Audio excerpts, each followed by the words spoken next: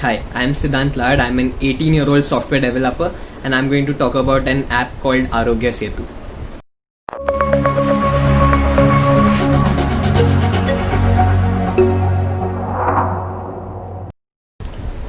So for the people who don't know what Arogya Setu is an initiative made by our central government of India, and the responsible organization for it is the NIC Delhi, which is the National Information Center based in Delhi. And so basically it's a contact tracing app. What is contact tracing?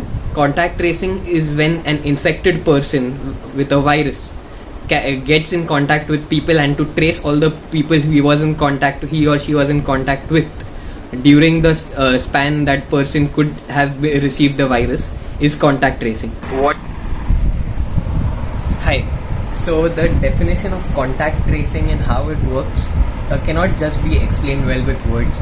So I found a great video online from the Wall Street Journal which visualizes the entire contact tracing process and explains it as well. So let's continue the video from that. So here we are. Your phone constantly broadcasts via Bluetooth a unique string of numbers. Think of it like unique tokens. Your phone is also listening for those tokens. If two phones are in close proximity for about 5 minutes or more, they receive each other's tokens and securely store it on the phone. As you go through your day and spend time near people, you collect other tokens, and others collect yours. Sadly, someone you were near tested positive for COVID-19. Once a public health authority has verified that, this person's app reflects this and uploads the tokens shared with other people near them. Then your app downloads tokens periodically to check for a match. If you have one of those tokens, the app will notify you that you were near someone who tested positive for COVID.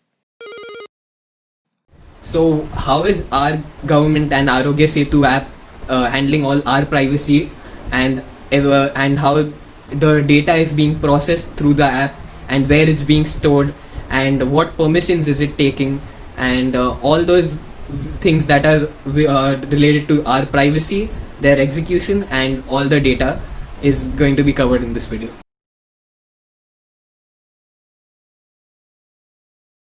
Let's start with the first segment of this video, the permissions. So there are different types of permissions. There are a few permissions that an app asks you when you want to open an app or use a specific part of an app. Like when you want to open camera for the first time on WhatsApp, it asks you whether you want to give the camera permission to it. So these are the few things like which are very external. The permissions are asked because these are very external and they use your privacy and data. But there are some other types of permissions which just work with the system, but they are not related to your data, so your phone automatically grants this permission. Like the receive boot state completed will tell the app whether your phone has finished being rebooted or your phone was just shut down right now and is just booted up again. And the internet is one of the most basic permissions that any app has, but you never accept an internet permission on an app when you want to use it. So these are the different types of permissions, like the Bluetooth permission. So in this case, the Bluetooth permission has different types. The Bluetooth admin type, the Bluetooth is receiver. These are different types of Bluetooth permissions which are inside the Bluetooth itself. So talking about the receive boot state completed and why is it required, this is one of the permissions that requires an explanation, because of the fact that receive boot completed will tell your app that your phone has been restarted. Why would this app need a permission like this to work? So the reason is that when your phone reboots, your foreground service, and now what is foreground service is that when your phone is not currently you are not using this app, but the app is doing its work on the background, is called a foreground service. Like for example, when you're going outside and your Google Maps keeps track of wherever you have which place you have visited. So that's a foreground service which is telling which is taking all the data of where you are at what time. So that is one of the options. That is one of the examples of foreground service. So your Arogya Setu, in its foreground service, is trying to use all its working and trying to see all the devices which are in near contact to this particular device, your particular device, and it will let you know on the background when you're not using the app. It will still keep track of all the phones which you are in contact with, and by phones I mean the people who were carrying the phones were in contact with. So basically, the receive boot state completed is required because every app has a lifespan. So whenever you open an app and when you remove it from your recent tabs, that activity gets deleted immediately. So your app is no longer working on working as a active app. But when you remove it from that and it still works, that part is a foreground service which still has a lifespan. Obviously, the lifespan would be when the app is not, when your mobile itself is not working, like being shut down or while it's rebooting. And when it's done rebooting, it does not continue it where it left off. For that, we require the receive boot completed permission. So this permission will let your app, your Arogya Setu app, know that yes, the phone has been rebooted. You can continue your foreground service now. So then with that permission, the Arogya Setu app again restarts its foreground service and it continues where it left off with the contact tracing. So these are the permissions. The permissions are not something which are out of the blue or something we wouldn't expect an app to have. The receive boot state completed is not used in every app, but it is like used permission by a few apps. So it's not something out of the blue, but there are many people who are criticizing about that why does the app need to have Bluetooth and location. So that will come to the next part where I talk about the workflow of the entire app.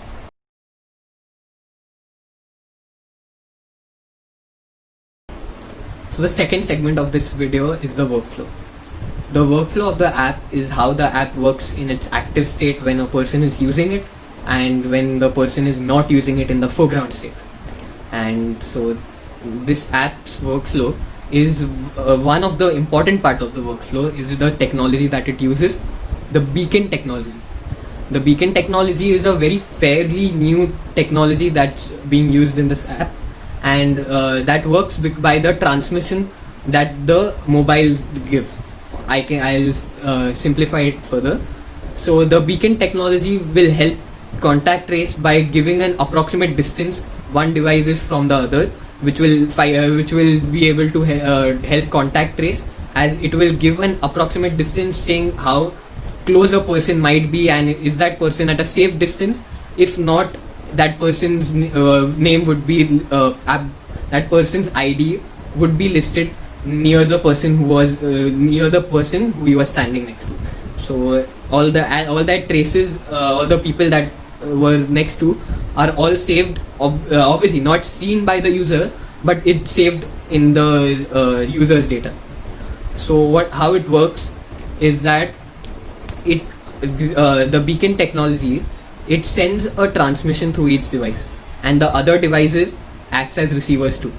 So in case my phone will be sending a transmission, and all the phones that are near me will have a higher frequency range, just like sound. If I was the one who was talking and there people are standing next to me, the person who's standing nearer would hear my sound louder than the ones who are standing further away from me. So this is how simply like how beacon technology will work. The people who are near me will receive a higher range, which will be converted into an approximate distance using a formula which they have, and if they are closer than the distance which is told by WHO, approximately, it will be listed as a person who was next to me in the contact tracing.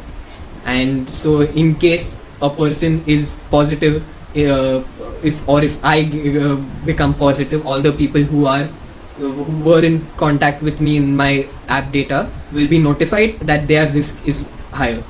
So how that works is that it has a self symptom checker or a self-assessment feature on that. So using that, a person can manually fill in all the basic details which are fairly obvious what they need. Like for example, I would have to if I take the self-assessment, it would ask questions like am I a frontliner, like am I a doctor who is currently working, and what's my age, how have I been in contact with someone who was had COVID.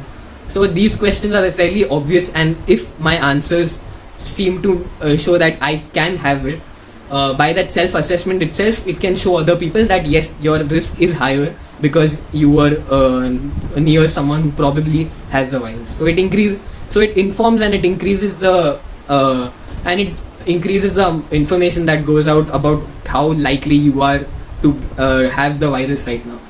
So that is how the workflow is basically, and and it also uses the location to because beacon technology only uses Bluetooth for the transmission, but it uses location to it may be used for their formula to give a higher accuracy distance, or it can just be to use another formula to using coordinates. You can even come to know how close a person is to you. So that can be either of the two options. So it can be for double checking how close a person is next to you, or it can be to just it can just be as a different way to confirm, or to be as an add-on to the beacon itself, beacon technology. So as it cannot just have the location feature, because location can be falsed in an app. You can do it manually on your phone, so that's not enough reliable information. But the beacon technology is very hard to give false information through. That's why beacon technology is more widely used, and location might just be a double checking system in the app. So I personally don't think that it's fair to criticize that it uses Bluetooth and location, though it does take more battery from it drains the battery faster. It's worth the risk. It's worth the battery drainage to decrease the risk and to be informed about how close you are to a person. But obviously, for contact tracing to work, it has to have a higher number of downloads, which is true in this case because this app already has a very high number of downloads and should be working well for contact tracing.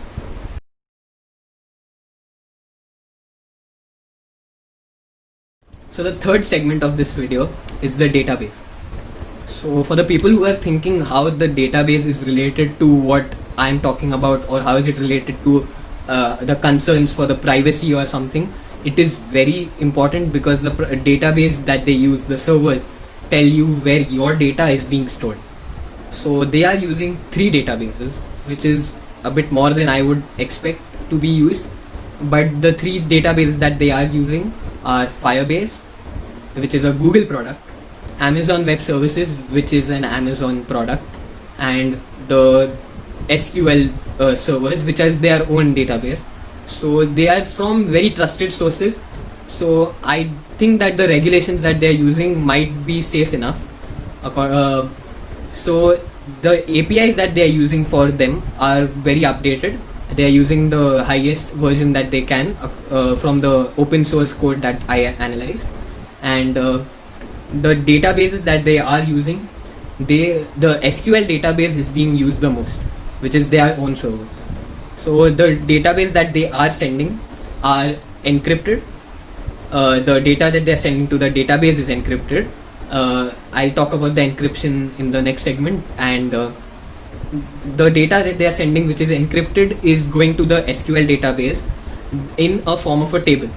So the table is getting data like the transmission power, the Bluetooth MAC address, which is different from the normal MAC address, and it's not such a private data that you cannot afford being sent to their database. It's fairly public. So all that database which is going there, out of that, the location is the one that is being encoded first. The latitude, longitude is encrypted. So that is about it for the database. And out of the 3, I have seen the SQL being used the most. The Firebase and AWS are used in very small parts. So, and I don't understand why they would use 3. If someone does know the reason, please comment down below. And at least I know that the SQL servers might be safe because they are the ones regulating them themselves. So that's it for the database part.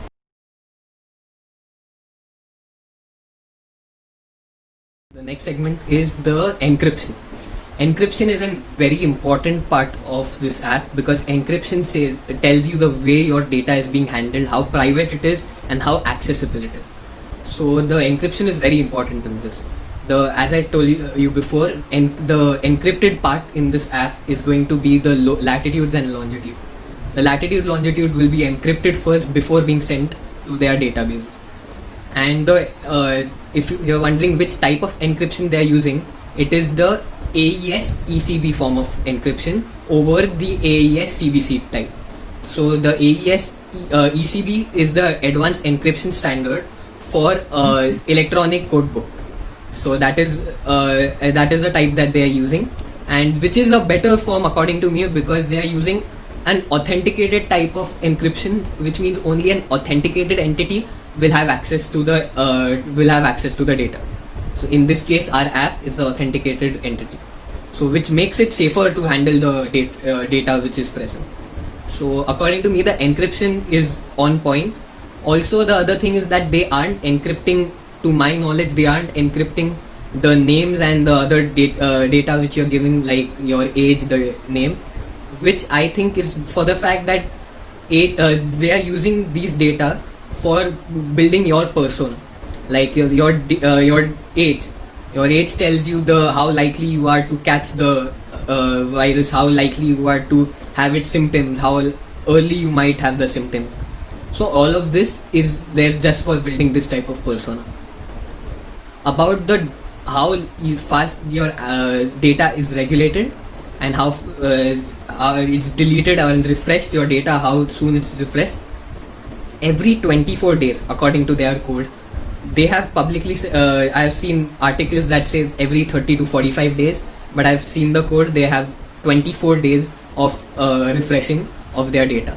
So after every 24 days of having one contact trace, it's refreshed and removed, because 24 days, I understand, is because the 14 days is an incubation period where you can start showing symptoms and being detected for COVID. And the 10 days might be a waiting period for any type of error, or a waiting period in entering your details, which is better, I feel, for the safety, to have that 10 days of extra waiting period. So that is all in the encryption part and how they are regulating the data every 24 days according to the code.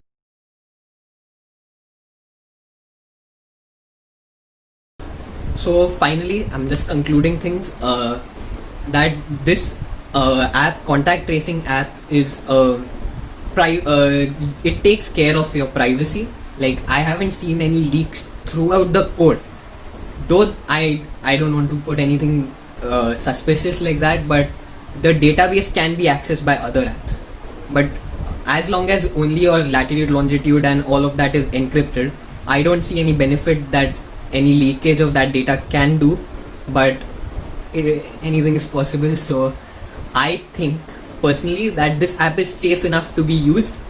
The only thing you will have to sacrifice is your battery life. Let's hope that that's all that is.